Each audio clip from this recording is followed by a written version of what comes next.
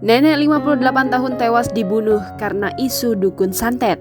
Pelaku ditangkap setelah 13 tahun buron. Seorang nenek bernama Ikuneng 58 tahun tewas dibunuh 13 tahun lalu di Baru, Sulawesi Selatan. Selama itu pula pelaku buron. 13 tahun buron, akhirnya Anwar 50 tahun pelaku pembunuhan terhadap nenek diamankan polisi setelah 13 tahun melarikan diri ke Kalimantan Timur. Anwar menghabisi nenek Ikuneng tepatnya pada 2007 lalu. Pembunuhan tersebut dilatar belakangi kesalahpahaman di antara keduanya. Usai membunuh tetangganya tersebut, pelaku langsung kabur dan selama persembunyiannya tidak pernah terendus oleh aparat kepolisian. Anwar kemudian ditetapkan sebagai DPO. Dia buron selama 13 tahun lebih. Selain melarikan diri ke Kaltim, Anwar juga sempat kabur ke negeri Sabah, Malaysia Timur, hingga pada akhirnya diringkus.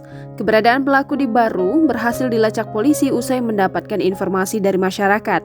Kapolres Baru AKBP Lili Trip Wahono Irianto mengatakan anggota bergerak menangkap tersangka berdasarkan informasi tersebut. Tersangka berhasil ditangkap di Kelurahan Sumpang Binangae, Kecamatan Baru, Kabupaten Baru pada saat datang bertamu di salah satu rumah warga beberapa hari lalu. Anwar nekat membunuh korban lantaran curiga atas kematian putrinya akibat disantet oleh korban nenek Ikuneng. 2 hari setelah penguburan anaknya, kata Lili, pelaku nekat menusuk korban dengan sebilah badik di beberapa bagian tubuh perempuan paruh baya itu. Lili menambahkan dari hasil gelar perkara, pihaknya juga membongkar makam nenek Ikuneng guna melakukan autopsi terhadap jenazah korban yang dilakukan tim forensik Polda Sulawesi Selatan. Atas perbuatannya, tersangka terancam dijerat pasal 340 KUHP tentang pembunuhan berencana dengan ancaman hukuman penjara seumur hidup.